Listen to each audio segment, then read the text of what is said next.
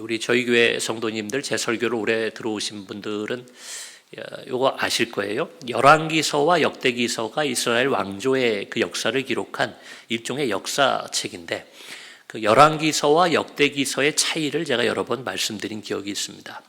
또 복습 차원에서 말씀드리면 이 두 역사서는 이제 먼저는 쓰여진 시기가 좀 달라요. 그래서 열왕기서는 이스라엘이 바벨론 포로로 잡혀 있는 기간에 쓰여진 역사서이고, 역대기는 그들이 거기서 해방돼서 예루살렘으로 돌아왔을 때 그때에 기록된 것이 역대기라고 알려져 있습니다. 상황이 다르다 보니까 그 안에 담긴 메시지도 좀 달라요. 열왕기서는 왜 우리가 하나님의 심판을 받게 됐나, 그래서 그들의 잘못을 좀 반성하는 의미에서 쓰여진, 후대에는 이런 잘못을 반복하지 않기를 바라며 쓰여진 역사서가 열왕기서라면, 역대기는 이제 해방돼서 고향으로 돌아온 다음에 쓰여졌기 때문에 소망과 희망과 하나님의 약속을 찬양하는 내용으로 담겨 있습니다. 또 하나의 독특한 차이는, 그러다 보니 이 열왕기서에서는 북이스라엘의 역사와 남유다의 역사가 함께 기록되어 있어요. 열왕기서를 읽어보면 여러분 왔다 갔다 하는 내용을 보게 돼요. 이스라엘은 지금 이렇고 유다는 이렇고, 그래서 양쪽 이야기가 나오는데, 자, 예루살렘으로 돌아와서 성전을 중심으로 신앙 회복 운동을 하던 이제 포로기 이후에는 예루살렘이 위치했던 남유다의 역사만을 중심으로 이 역대기는 기록되어 있습니다. 그러니 오늘 저희가 읽은 본문의 아마샤 이 왕도 남유다의 왕이었던 거죠. 열왕기와 역대기의 기록을 따지면 그는 이제 요아스 왕의 그 아들로 되어 있습니다. 25세의 왕이 됐으니까 비교적 젊은 나이에 왕위에 올랐죠. 아버지가 일찍 돌아가셨다는 걸 알 수 있는데, 바로 읽은 본문의 앞부분에 보시면 그의 아버지가 좀 비극적인 죽음을 맞게 됩니다. 일종의 반란이 일어나서 그의 신하들이 이 아마샤 왕의 아버지를 죽이게 되는 사건이 있습니다. 그들의 이름은 사밧과 여호사밧이라고 해서 왕의 신명을 받는 신복이었다고 그래요. 보통 그렇죠. 여러분, 그 배신이 일어나는 경우 보면 믿었던 사람에게 그런 일을 당하게 되는 경우들이 있습니다. 자, 그래서 그가 어린 나이에 왕위에 오르게 되는데, 그래도 상대적으로 29년이면 꽤 긴 시간 동안의 왕권을 유지하면서 통치를 했던 왕입니다. 그러니까 오늘 본문에도 나와요. 그의 나라가 굳게 섰다. 3절에 그렇게 되어 있습니다.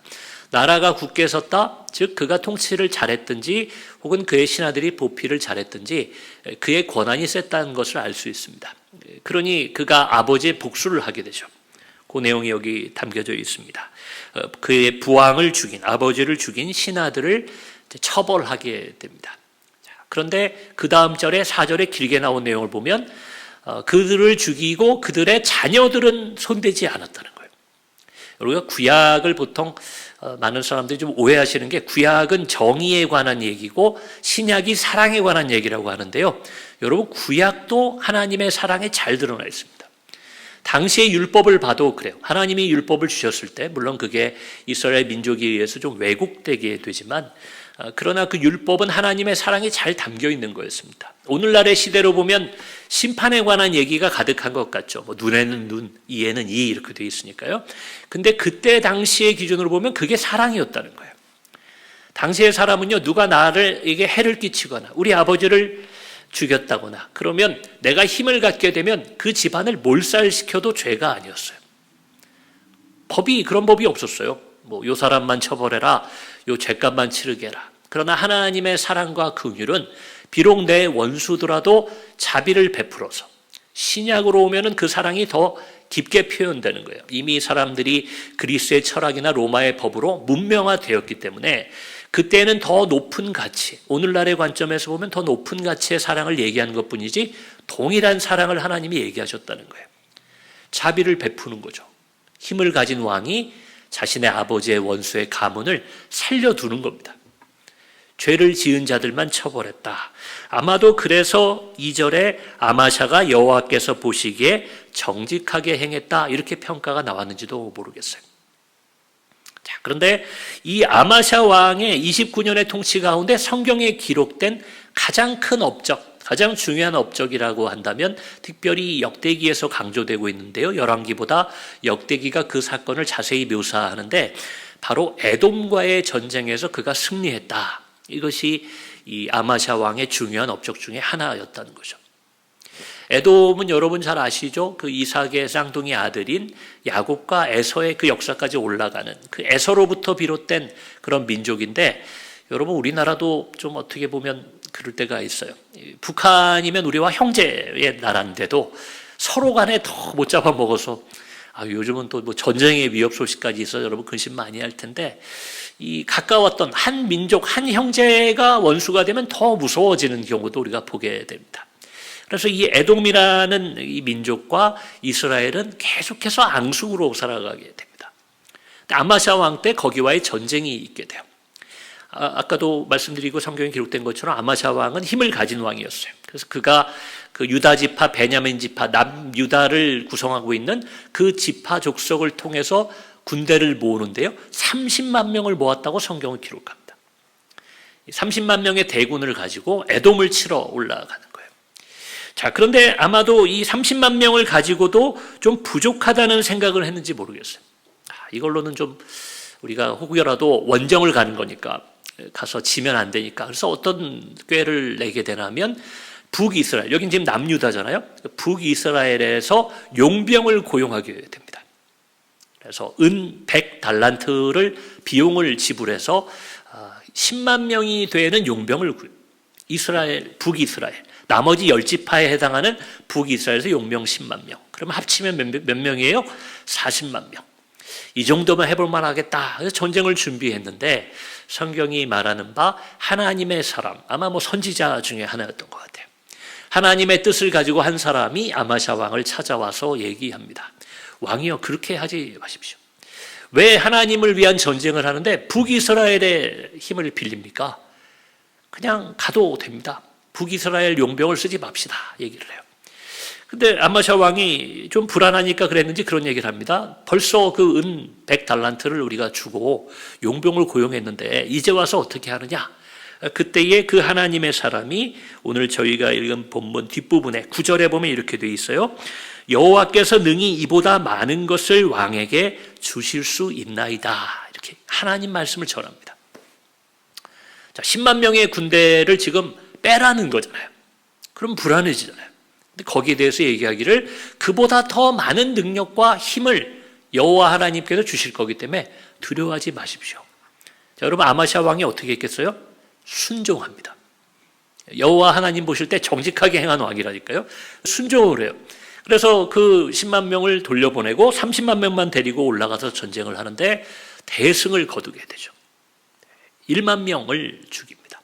그 에돔 사람들 1만 명을 죽이는 대승을 거두게 됩니다. 그리고선 승전하고 돌아오는데, 여기까지만 보면 너무 좋은데 그 뒤에 뭐 일종의 부작용이랄까요? 또 밝은 명이 있으면 암이 있는 것처럼 어두운 이야기가 거기 기록되어 있습니다. 어떤 일이 있냐면 첫 번째는 이 왕이, 아마샤 왕이 10만 명을 고용했다가 그들을 돌려보냈잖아요.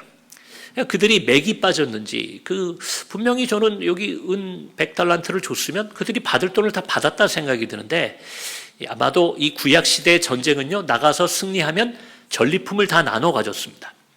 그런 것들을 가지지 못했기 때문에 그들이 조금 실망했는지 화가 났는지 이스라엘로 돌아가는 그 과정 중에 유다 땅을 침략하고 노략질을 하는 거예요.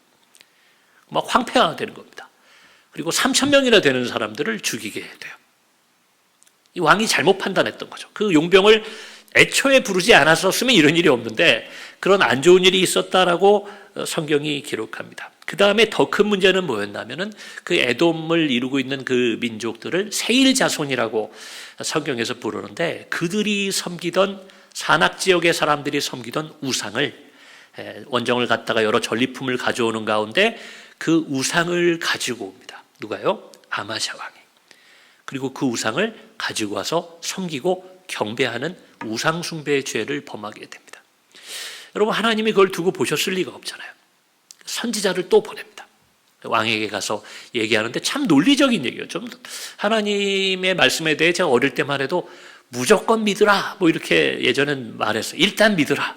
근데 성경을 읽으면요, 하나님 말씀 참 논리적입니다.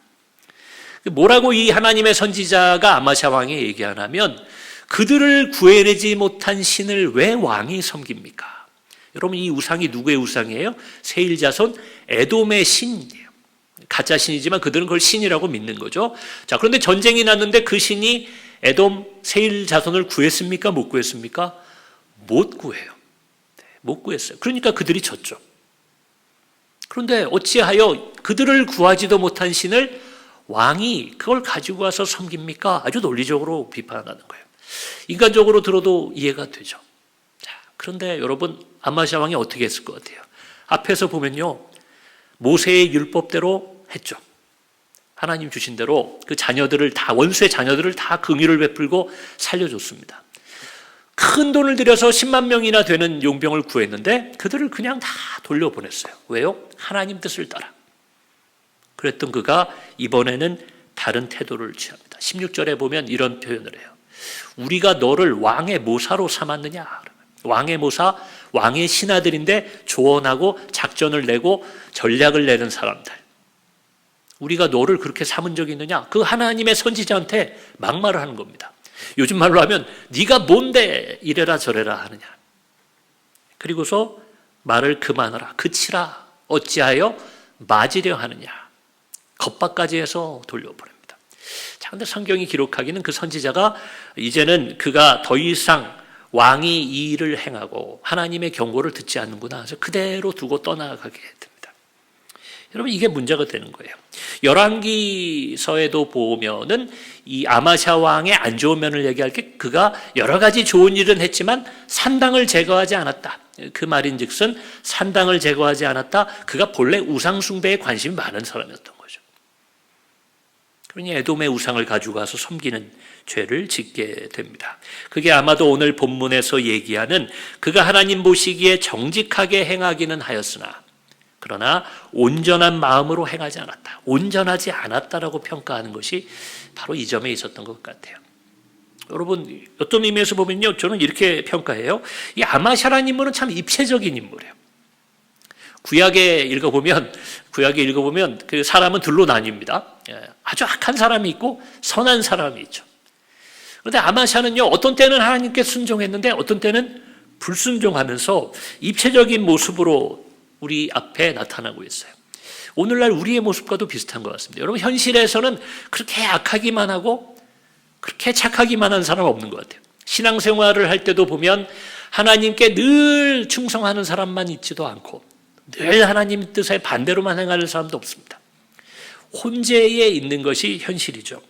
우리의 모습 가운데도 이러한 아마샤의 모습이 있다고 저는 생각합니다. 저도 그렇고요.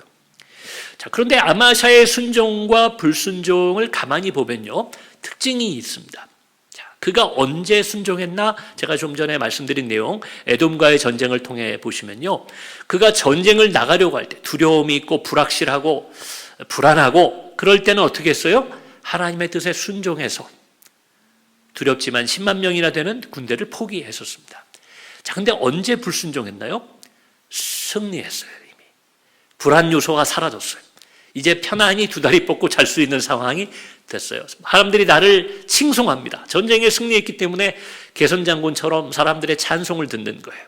자, 그 자리에서는 그가 하나님의 뜻에 순종하지 않았다는 거예요.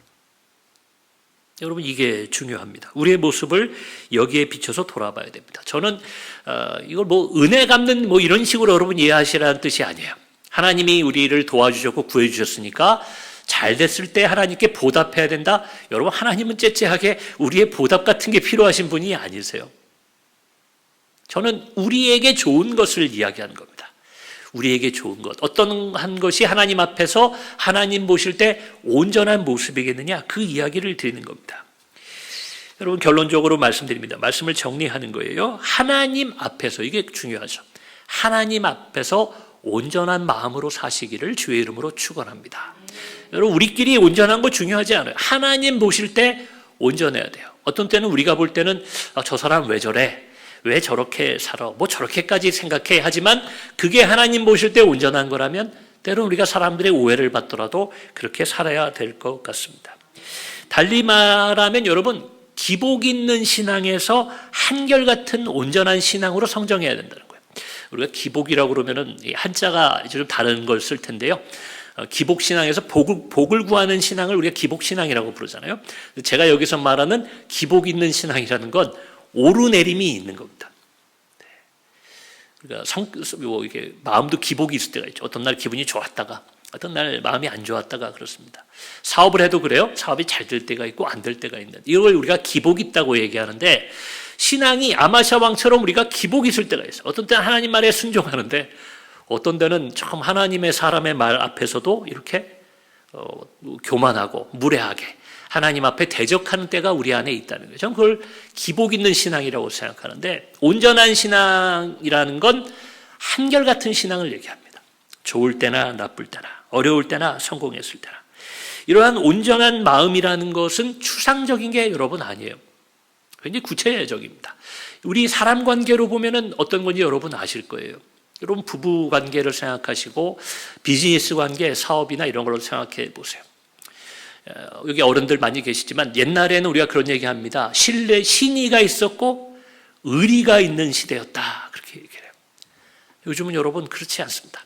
요즘은 그렇지 않아요. 부부 간에도 소위 세상에서 하는 말로 그런 말을 많이 하죠. 달면 삼키고 쓰면 뱉는다. 여러분 그런 관계가 돼가는 것 같아요. 집안이 괜찮을 때는 서로 사랑하는 것처럼 보였던 가정이 어려운 일이 닥치게 되면, 배우자가 실패하거나 어려운 일을 당하면 여러분 뒤도 안 돌아보고 헤어지는 게 요즘 풍조라는 거죠. 가족만 그런 게 아니라 뭐 당연한 일이지만 사업을 할 때, 직장 생활을 할 때도 나에게 조금 불편함이나 불이익이 있을 것 같으면 뒤도 안 돌아보고 그것을 버려버리는, 여러분 그런 시대가 되었다는 겁니다. 이건 온전한 관계가 아니에요.